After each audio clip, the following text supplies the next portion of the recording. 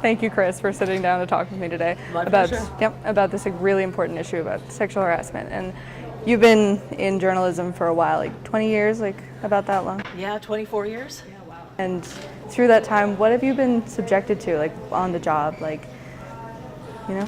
I think one of the things we've seen as a phenomenon across the world, particularly in North America, and I won't repeat the words, but is this FHRITP phenomenon, which we've seen mostly women, sometimes men exposed to. So a few years ago, I was shooting down on Hamilton Avenue, and I had heard about this stuff on social media. I had seen it, that it had happened to reporters in the States and other places.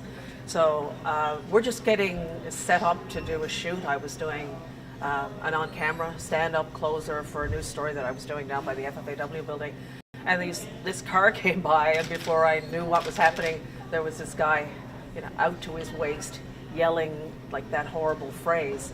Now, I guess to him I was just a woman. He didn't know if I was old or young or what even I probably looked like. But it was shocking because here's something that, first of all, they said, oh, wow, people in Newfoundland are doing this now. And it's since happened to a number of my media colleagues. And I guess your first reaction is a bit of shock. You just don't understand what the point of it all is. It's whether it's been engendered by the social media age, where people want to have a bit of attention. Whether it's to throw you off your game, which often happens as well. Out doing live shots, you'll have it's always guys who will come along in a car and yell or scream or put you off your game. But it's something that I didn't expect. Maybe I was naive, but it makes you feel very vulnerable because that's when I'm out shooting, when I'm out interviewing people, that's my workplace, wherever I am. And imagine someone coming into your office or coming into where you work, whether you work at a Tim Hortons or you work in a corporate office somewhere, and making such a sexually charged comment. It's bound to throw anybody off. You said that women that you had worked with, it had happened to them. What did you say to them when? Well, see, that was my concern at the time when it happened to me. I mean, anybody who knows me knows I'm not a shrinking violet. I don't get upset too easily about those sorts of things. But I was thinking about, my younger colleagues who work in the media, who probably haven't had as much experience dealing with that sort of thing as I have. And at the time, I wrote a column about it, and I looked at that column actually, a while ago, and I kind of wondering if I still felt the same kind of anger that I felt at the time when I wrote it, because I used really strong language, and I do. I think, first of all, that these guys don't represent, they don't represent men. They are an infinitesimal percentage of the men that are out there. Good men hate this sort of thing, and they stand up for women when this happens. But nevertheless, they are out there. And in these days of people wanting selfies and to put, the craziest things up online, maybe that's what they're doing it for. I don't understand, because I don't have men like that in my life, so I don't understand how these people think. What's been your reaction from like your superiors who are male? My superiors and my colleagues who are male were horrified. I did have one person say to me, yeah, but it happens to men too, which I chose to ignore because the rest of the commentary was very supportive. And it did raise a discussion about it, which I think it's really important to have, because it's not just gender-based discrimination, it's also a safety issue. You feel very vulnerable when somebody comes up and does something like that. I mean, and I've seen colleagues who've had men come up and approach them live on the air, and what do? Do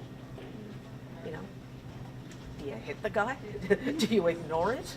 Do you stop what you're doing? And it's not something that any of us plan for, but I find, we've talked a lot about this at the CBC, and management there is really supportive and the discussion goes on about this, and we're encouraged to report it. And I think there are a couple of incidents now that the police are looking into, and I think that'll send a strong signal. I think once a couple of these guys get charged and their faces end up out there, not in a way that they want, maybe that'll change things. Some of the discussion about this, I haven't heard a lot of it in recent times. I'm not sure if that phenomenon is dying out. I sure hope so, but it did happen to a couple of my colleagues within the last year here in St. John's. What do you think about people who say, it's just a meme, like, get over it, it's just a joke, Yeah, that probably makes me even a little angrier than the fact that they're doing this in the first place. I got a lot of that on social media when I published my column, and I think some of the reaction to my column and to the fact that I was speaking out against this was actually a re-victimization. Again, I don't feel like somebody who allows myself to be victimized, but what some of the comments that came back on social media from people about, everything from criticizing my physical appearance and like, who'd do that to her, to get a sense of humor, don't you have anything else to do? So in response to your question about, whether we should take a sense of humor about it, I don't think we should ever have a sense of humor about violence against anyone.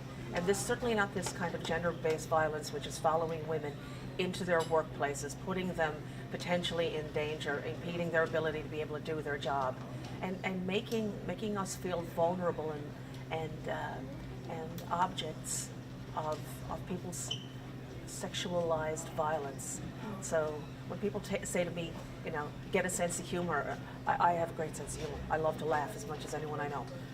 But that's not funny, and to tell women to get over it and to take a joke, it's not a joke, and nobody who has it happen to them thinks it's a joke. Their husbands, wives, children don't think it's a joke, and I think we need to talk about it though and dispel the kind of attitude that, you just have to get a sense of humor. Yeah, so should it be talked about? Is it something that, maybe it should fade away, or how do you feel about that? Well, there is a certain attitude out there that by talking about it, you're giving these people a platform. But I always think that talking about things that happen in society, whether they're good or bad or indifferent, I think talking about things is the first step to changing things. So there is a feeling among some, you're giving them a platform, and it's become a meme, and you're making it seem like something cool and funny to do. But I think in the course of the discussion, we all realize it's more important to talk about it. And yes, of course you run the risk of giving these people a platform, but I think it's more important to talk about it and to teach women in the workplace, how to deal with this when it happens, to provide some kind of support, counseling, whatever that they need when it does happen. And it is all too prevalent, so we can't not talk about it. How has this impacted the way you feel about your job, if at all? It hasn't impacted the way I feel about my job, but I do kind of, in certain situations, I'm kind of aware now that this might happen, but it hasn't really, because I realize these people, and as heinous as what they do is, it's an aberration. It's not everyone. I think that society talking about it, a few charges, making an example of some of these people who realize, what's going on. I think that to me has comforted me in knowing that I can still go out and do my job, and I'm not going to be bullied or feel like a victim for anybody. I'm just going to go out and do the job I'm paid to do. And even as a younger reporter, I think I probably, when I started out in this business a few years ago, I might have been a bit more intimidated by it than I am now. But I refuse to give in to these things. Do you have any advice for young reporters like me or anyone here, if this ever happens to them? If this ever happens, I just suggest that you take some action. You tell your bosses and your coworkers about it, and you talk about it. And if action is to be taken, and somebody's reported to the police. I know the police are looking into these situations now. Report it to the police.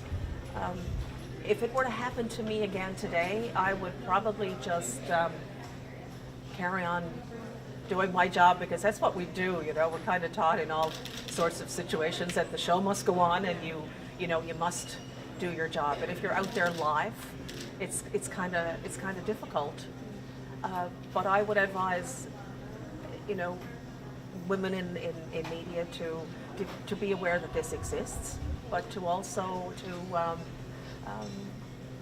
not let it interfere too much, or thinking about these things interfere too much with how you do your job and the enjoyment that you have in your job. It'll probably happen to you sometime. It's not nice. It won't be the end of the world. Talk to people about it, tell your bosses about it, and use your experience to, help other reporters out there who might be experiencing this sort of thing. I think talking about it, making